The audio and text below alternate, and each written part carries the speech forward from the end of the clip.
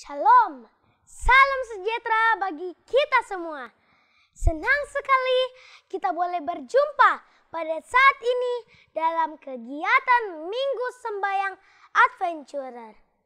Pada saat ini kita telah tiba pada pembahasan ketiga tentang Yoas menjadi bijaksana. Pembahasan ini terdapat dalam Alkitab, yaitu 2 Tawarik pasal 24 ayat 1 dan sampai 27. Ayat inti kita terdapat dalam 2 Tawarik 24 ayat 1 dan 2. 2 Tawarik 24 ayat 1 dan 2. Yoas berumur 7 tahun pada waktu ia menjadi raja, dan 40 tahun lamanya ia memerintah di Yerusalem. Nama ibunya ialah Zibia dari Beersheba. Yoas melakukan apa yang benar di mata Tuhan selama hidup Imam Yoyada. Saudara-saudara, ada 3 hal yang diinformasikan dalam ayat inti kita. Yang pertama, Yoas berumur 7 tahun waktu ia menjadi raja. Wow, masih sangat kecil Yoas sudah menjadi raja. Yang kedua, informasi yang kedua, Yoas menjadi raja selama 40 tahun memerintah di Yerusalem, waktu yang sangat lama. Yang ketiga, Yoas melakukan apa yang benar di mata Tuhan selama Imam Yoyada hidup. Teman-teman semua, mari kita lanjut. Teman-teman sekalian, siapakah Yoas? Firman Tuhan menjelaskan, Yoas adalah anak Raja Ahazia. Yoas adalah anak yang hendak dibunuh oleh neneknya yang jahat yang bernama Atalia, yang mau menjadi ratu dan memerintah di Yehuda. Rencana pembunuhan terhadap Yoas diketahui oleh Yosabat, dan ia segera mengambil Yoas yang masih bayi dan memasukkan Yoas bersama ibu yang merawatnya ke dalam gudang. Yoas bersama keluarga Imam Yoyada hidup 6 tahun di rumah Tuhan. Yoas selalu diajar oleh Imam Yoyada untuk takut akan Allah dan menghormati rumah Tuhan. Yoas menjadi raja Yehuda pada usia 7 tahun. Yoas memerintah sebagai raja selama 40 tahun. Apa yang dilakukan oleh Yoas? Saat Raja Yoas memerintah di Yerusalem, ia memerintah dengan baik dan bijaksana. Yoas melakukan apa yang benar di mata Tuhan selama hidup Imam Yoyada. Raja Yoas senantiasa mendapat pengajaran dan nasihat dari Imam Yoyada yang melayani di rumah Tuhan. Yoas melihat bahwa bait suci atau rumah Tuhan telah rusak di banyak tempat. Yoas berkata kepada para imam, "Kumpulkan uang dari semua orang dan perbaiki tempat-tempat yang rusak di bait suci." Tapi lama berlalu dan uang yang telah dikumpulkan tidak cukup untuk memperbaiki tempat-tempat yang rusak di bait suci. Pergumulan yang luar biasa yang seolah-olah tidak ada jalan keluar. Namun dalam situasi yang demikian, apa yang dilakukan oleh Yoas? Kebijaksanaan dari Tuhan datang kepada Raja Yoas sehingga memerintahkan para imam untuk tidak mengumpulkan uang lagi dari orang-orang, tetapi sebaliknya dia mengambil peti dan membuat lubang ditutupnya dan meletakkannya di samping mezbah di sisi kanan ketika seseorang masuk ke bait suci. Kemudian dia membuat pengumuman di seluruh Yehuda dan Yerusalem bahwa setiap orang harus membawa uang dan memasukkannya ke dalam peti. Luar biasa. Kebijaksanaan dari Tuhan datang kepada Yoas. Apa respons dari orang Yehuda? Orang-orang Yehuda sangat senang melakukan ini.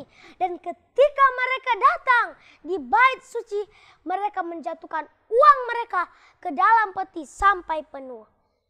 Ketika orang Lewi melihat bahwa itu penuh, mereka membawanya dan mengosongkannya dan membawanya kembali untuk diisi lagi.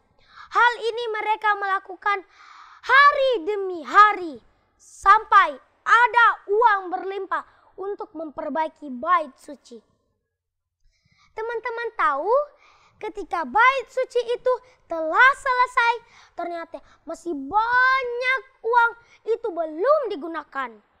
Jadi mereka membawa sisanya kepada Raja Yoas dan Imam Yoyada.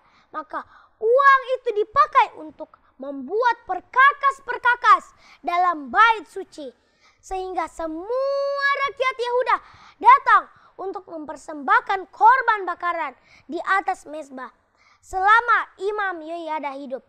Oh, sangat luar biasa berkat dan hikmat kebijaksanaan yang dikaruniakan oleh Tuhan kepada Yoas dan bangsanya. Teman-teman yang saya kasihi dalam Tuhan, kita perlu belajar dari Yoas untuk menjadi anak yang bijaksana. Tuhan menginginkan kita semua menjadi anak-anak yang bijaksana. Kita juga bisa meminta hikmat dari Tuhan untuk menjadi anak yang bijaksana. Hikmat untuk membuat keputusan yang baik. Hikmat untuk melakukan sesuatu yang baik. Teman-teman semua dimanapun berada, hikmat adalah anugerah Tuhan kepada anak-anak Tuhan untuk boleh membedakan mana yang benar dan mana yang salah, mana yang baik, mana yang jahat. Sekarang, apa yang harus dilakukan supaya memperoleh hikmat seperti Yoas? Untuk memiliki hikmat, ada beberapa hal yang dapat dilakukan. Yang pertama, meminta hikmat kepada Tuhan. Yakobus 1 ayat 5. Tetapi apabila di antara kamu ada kekurangan hikmat, hendaklah ia memintanya kepada Allah yang memberikan kepada semua orang dengan murah hati dan dengan baik bangkit, maka hal itu akan diberikan kepadanya. Yang kedua, takut akan Allah. Amsal 9 ayat 10. Permulaan hikmat adalah takut akan Tuhan dan mengenal yang Maha Kudus. Adalah pengertian. Untuk memiliki hikmat, kita perlu takut akan Tuhan. Yang ketiga, mendengarkan nasihat. 2 Tawarik 24 ayat 2. Yoas melakukan apa yang benar di mata Tuhan selama hidup Imam Yoyada. Amsal 13 ayat 10. Keangkuhan hanya menimbulkan pertengkaran, tetapi mereka yang mendengarkan nasihat mempunyai hikmat. Raja Yoas melakukan yang benar ketika ia menerima nasihat yang benar dari Imam Yoyada. Namun ketika Imam Yoyada sudah mati, pemimpin-pemimpin Yehuda datang dan memberi nasihat yang salah kepada Raja Yoas. Sehingga Yoas pernah melakukan yang salah di mata Tuhan. Apa pelajaran penting bagi kita semua? Yang pertama, Tuhan menginginkan kita semua menjadi anak-anak Tuhan yang bijaksana. Yang kedua, kita bisa menjadi bijaksana ketika meminta hikmat dari Tuhan.